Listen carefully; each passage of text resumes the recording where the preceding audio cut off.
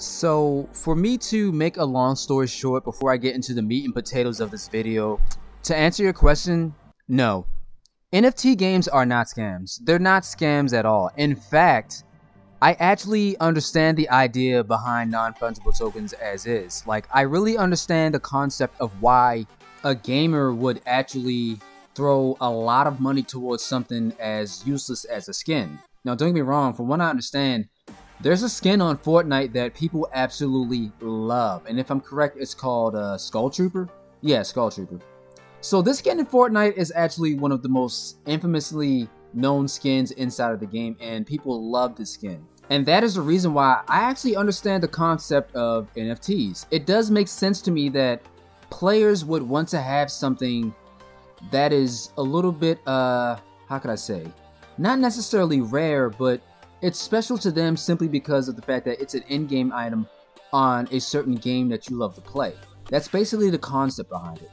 And we tend to do the same thing with things that we love from our childhood, like, you know, Pokemon cards as well. The Pokemon card market is actually really good right now.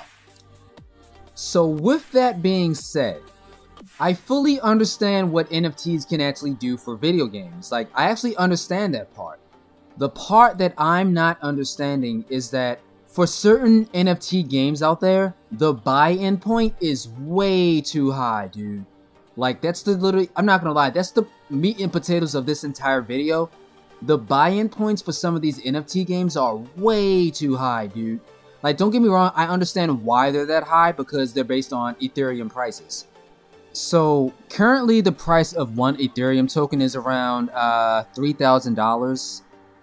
The average person does not have that much access to that amount of money. And even so, if they were going to put $3,000 into something, I'm pretty sure, depending on how your life is, I'm pretty sure that you would want to get that return back on your money, which is the point of investing inside of Ethereum and other alternate coins, right?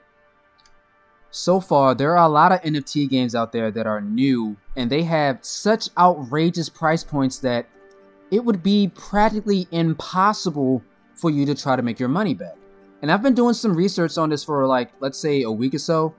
It doesn't take more than a week of research for you to actually see that the rate of you buying into an NFT, unless that NFT absolutely flips in its value, you're going to be losing out on the majority of what you spent for it. Now, granted, not all NFTs, because let's be real, when it comes to NFT games, or just games in general, gamers can't afford to buy themselves into like a $3,000 or a $5,000 price point. And before you ask, yes, some games, if not most games, require a very high buy-in point. And a game that I'm probably sure that I can use as an example would be Axie Infinity. Axie Infinity, from what I understand, is actually a pretty good game when I actually look at it.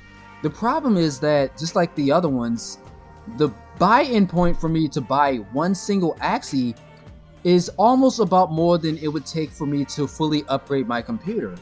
And when you really think about it, what would be the reason for you to buy into something and play it hoping that you would actually be able to get a return on your money back? Don't get me wrong, there is a chance that you will, but if you really look at the NFT marketplace, a lot of NFTs have no value. They seriously don't.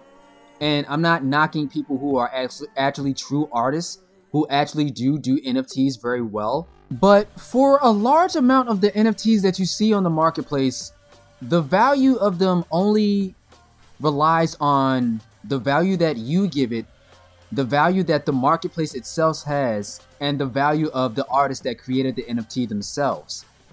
That's the only way that NFTs seem to have like a certain amount of value to me. So with those three things, if the artist does not become a more famous artist or does anything, that person's work is more than likely not going to be valuable. If the network that you get that NFT on, or the game that you buy that NFT on, suddenly goes down or obsolete, the value of your NFT is absolutely gone. And as far as you know, if you buy something, you obviously care for it. So I feel like the number one value in NFTs is just simply to the gamer themselves, which is totally fine because, again, you know, I buy stuff just because it has value to me and I never plan to sell it at all. I totally understand that. But the reason why I'm making this video is entirely just saying that, okay, look, if you're going to make a game that has this type of marketplace, or it has an economy that you can build, or, you know, you can actually trade items for real world value, like people were actually living their life on RuneScape mining gold. Like, it's an actual thing. I know this thing can happen in the future. However, for a game to be very successful, wouldn't it have to be either A, free to play so that you have a large enough audience to be able to know about the game and to be able to acquire these things, or B, have a fair price point for everyone to be able to get into the game itself, so that even if they don't necessarily want to play the game for the future point, they at least paid $60 and they understand what they got themselves into, you know?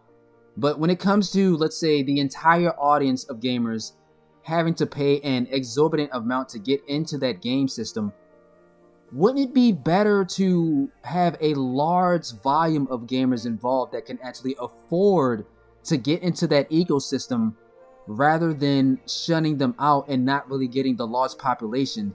That way, if you had a large population, your economy and your market would be, I don't know, I want to say fair or, you know, liquid, but again, when it comes to these type of terms, I'm not like an expert in that. But, you know, the average gamer as of today, when it comes to rather PC games or console games, the average gamer barely wants to put down $100 to a game that they're actually looking forward to. The average gamer barely wants to do that. So when it comes to buying a NFT, which again does certainly have its value, when it comes to buying that NFT game, let's say if it's actually worth like $1,500, are you going to play $1,500 worth of that game? That's how gamers like to think these days. When it comes to certain things, the game itself may be at that certain price point, but we can tell based on what's there that it's not worth a certain amount of money. So here's like a real quick example / idea that I have in my head. So No Man's Sky, right? No Man's Sky, when it first came out, was not a great game if I understand by its standards. It just wasn't a great game. However, of course, among its updates and stuff like that, No Man's Sky became one of the greatest games of all time. People use it as a very good example for what you can do with a game when you just give it some more love and more time, right? The idea behind No Man's Sky to me is absolutely amazing, and to be honest, if there was a game like No Man's Sky where you could say, let's say, buy a certain portion of land, or, you know, buy a planet and have an economy on that planet, and then, you know, grow things on that planet, and then sell things maybe to other planets, and export things back and forth, and etc. yada yada, I totally understand, and I totally am with that. I'm totally down for that. I absolutely understand that. To me, that would be amazing. But again, when No Man's Sky came out, there were a lot of people who paid full price for that game, and based on what was there, they could tell that it wasn't necessarily a full, let's say, $60 or $70 game based on the amount of content that it has. If NFT games are going to be anything near as good and attractive to other gamers, there has to be something different other than if you buy into this thing, it'll have a little bit more value later on. Because that's just the same as, like, you know, investing in gold or holding on to a rare Pokemon card or something like that. The problem with NFT games are there's just not, I wouldn't say enough space, there's not a good enough reason for the average gamer to want to get in. I don't see a good enough reason for the average Minecrafter or the average Fortniter to actually go to their mom and dad to buy in on an NFT game, because mom and dad are going to say absolutely freaking not, basically.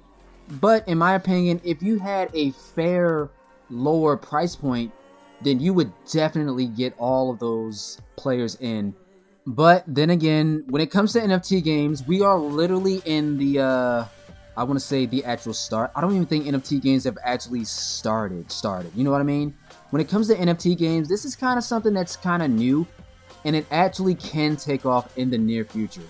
But for right now, it's a little weird because there's a bit of a wild west situation going on where people are kind of just making NFTs and NFT games and trying to attach NFTs to things that literally have no value for both the marketplace, the ecosystem, and just you yourself. But yeah, I really hope NFTs turn out to be something really good in the future. And as always, GG's. I'll see you guys around.